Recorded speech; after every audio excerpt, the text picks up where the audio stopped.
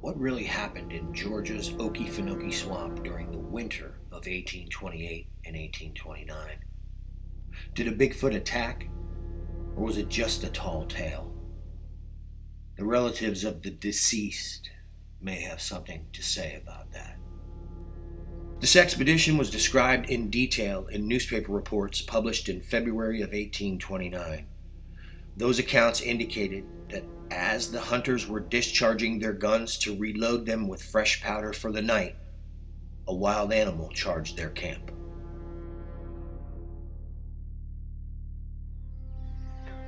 The winter of 1828 and 1829 was extremely dry, and two men living on the edges of the swamp decided to explore as deep into it as they could.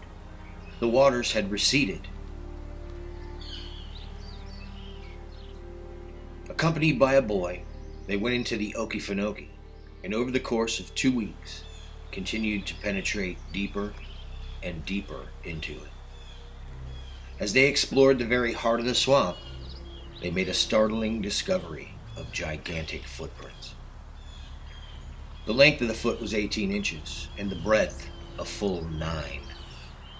The monster, from every appearance, must have simply been walking, as his stride was barely a trifle over 6 feet.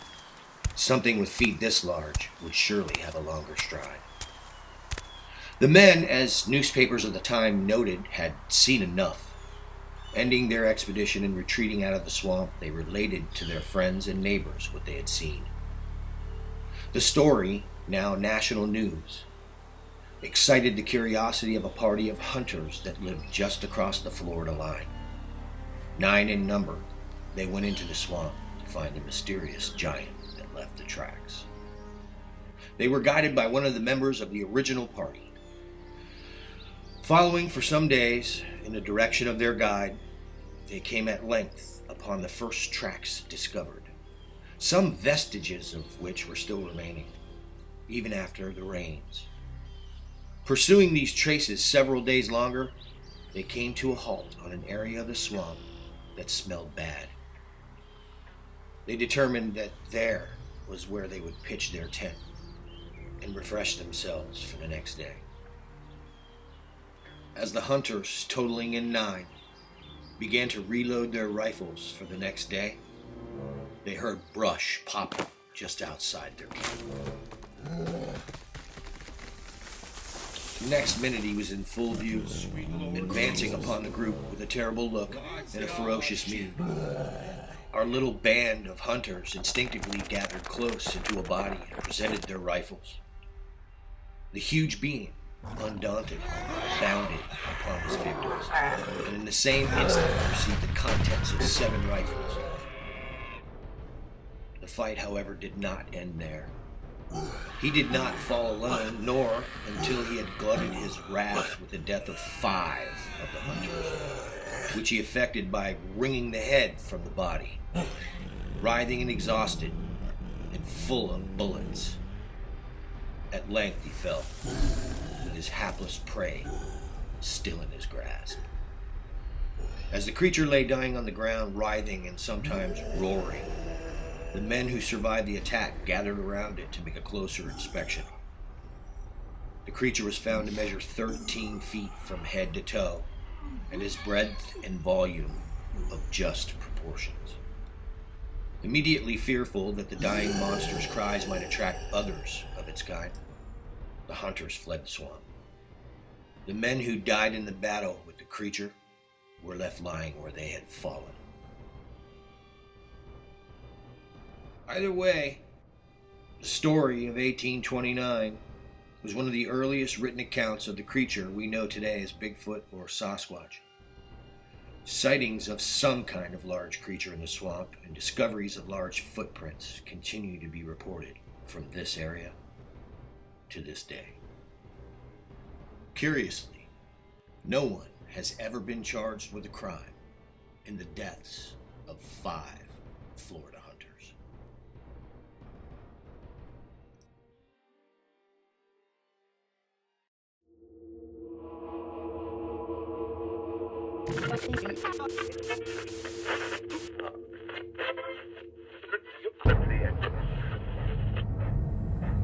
clearly described something that was not a Sasquatch. Yeah, it's off my left wing, 200 feet long. I don't know what the hell it is. They had almond-shaped black eyes, but they looked like children. If you try to live an authentic life, then you mark yourself as an outsider.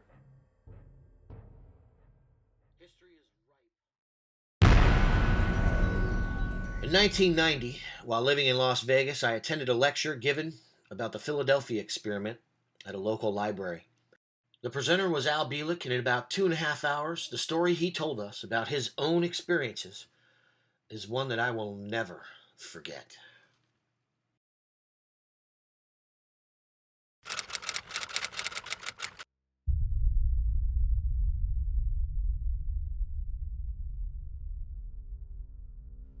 The origin of the Montauk project dates back to 1943, when radar invisibility was being researched aboard the USS Eldridge.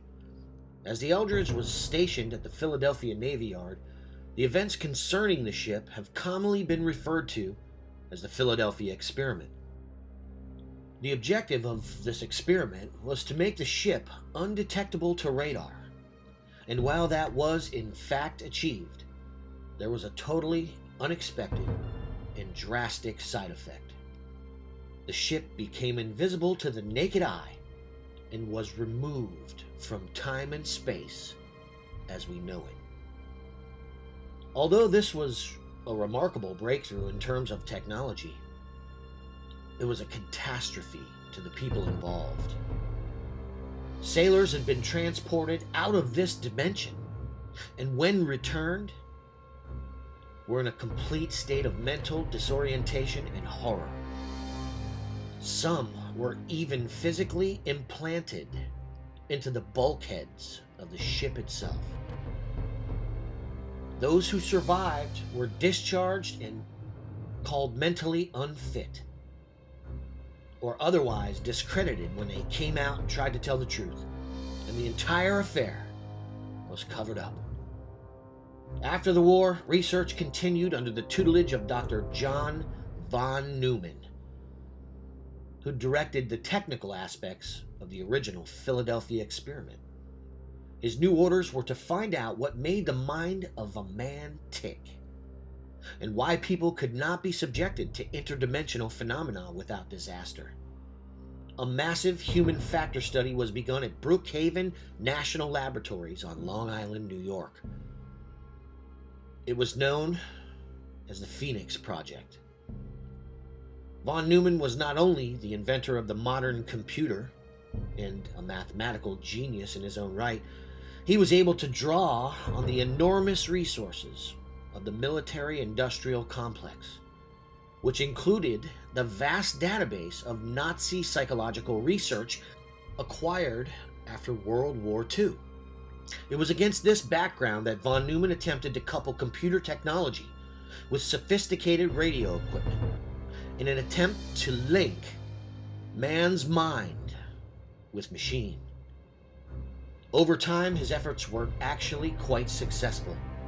After years of empirical experimentation, human thoughts could eventually be received by esoteric crystal radio receivers and relayed into a computer, which could store the thoughts in terms of information bits.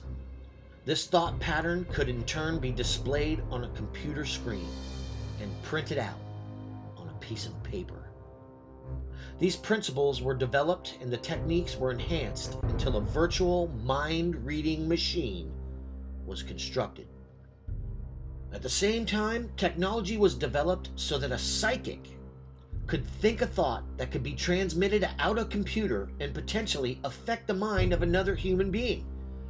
Ultimately, the Phoenix Project obtained a superior understanding of how the mind functions and achieved the sinister potential for mind control.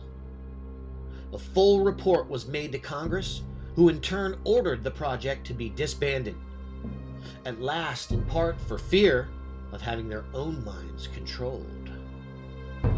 Private concerns that have helped to develop the project did not follow the dictate of Congress and sought out to seduce the military with the idea that this technology could be used in warfare to control enemy minds.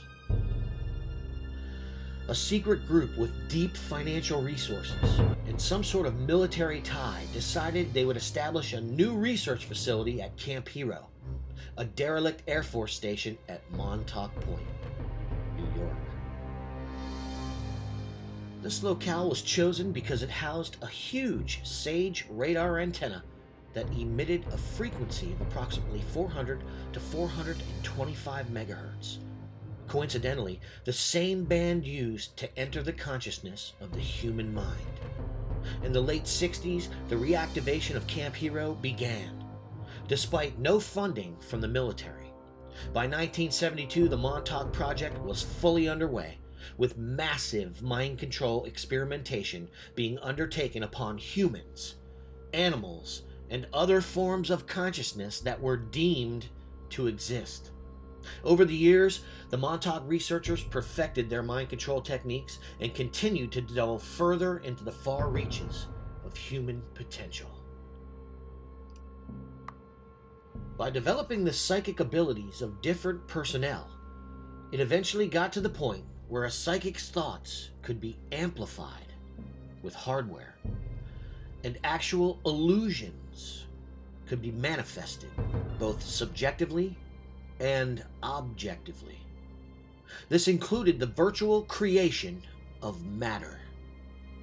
All of this was unparalleled in the history of what we call ordinary human experience. But the people who ran the Montauk Project were not about to stop. They would reach even further into the realm of the extraordinary. Once it was discovered that a psychic could manifest matter, it was observed that it could appear at different times, depending on what the psychic was thinking. Thus, what would happen if a psychic thought of a book but thought of it appearing yesterday? It was this line of thinking and experimentation which led to the idea that one could bend time itself. After years of empirical research, time portals were opened, with massive and outrageous experiments being conducted. The Montauk Project eventually came to a bizarre climax, with a time vortex being opened back to 1943 and the original Philadelphia experiment. Now, none of this information would have come to light except for Preston B. Nichols, an electronic genius who one day discovered that he was an unwitting victim of the experiments. While working for a Long Island defense contractor, Preston was researching telepathy and physics and found that persistent radio waves were being transmitted and that they were blocking the people he was working with. As a radio and electronics expert, Preston traced the radio signals directly to Montauk Air Force Station and began an exhaustive research that lasted over a decade. Over time, he acquired much of the equipment that was used during the Montauk Project and discovered to his dismay that many people from Montauk remembered him working there. It came to a culmination point when his cousin's husband insisted that he'd been at Montauk. The two men almost came to blows over Preston's contention that he'd never been at Montauk. Shortly after this argument, Preston began to get glimmers of a life he'd not previously been aware of. After talking to many different scientists and engineers who had some sort of association with the Montauk Project, Preston was able to put together what had happened. Somehow, he'd survived on two separate timelines. On one, he worked at Montauk. On the other, he worked at a different location. Preston's discoveries were confirmed when a strange man by the name of Duncan Cameron appeared at his door in 1985. Duncan had an uncanny aptitude for physics research and eventually claimed to have been trained in this field by the NSA, the National Security Agency. Without mentioning his own ordeal with Montauk, Preston took Duncan out to Montauk and was surprised to discover that he knew the entire layout of the base and remembered working there.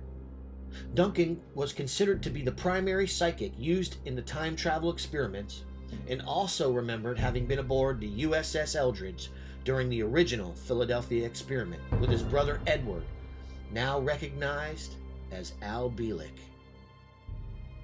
According to the accounts of both Preston and Duncan, the Montauk project culminated on August 12, 1983.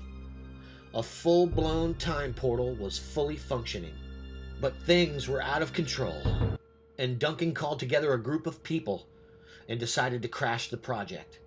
While sitting in the Montauk chair, a device connected to esoteric radio receivers studded with crystals that sent the thoughts of a giant transmitter, Duncan unleashed a giant beast from his subconscious, which literally destroyed the project.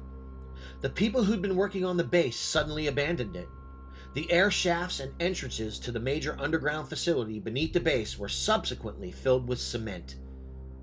The full circumstances behind all of this remain a mystery to this day.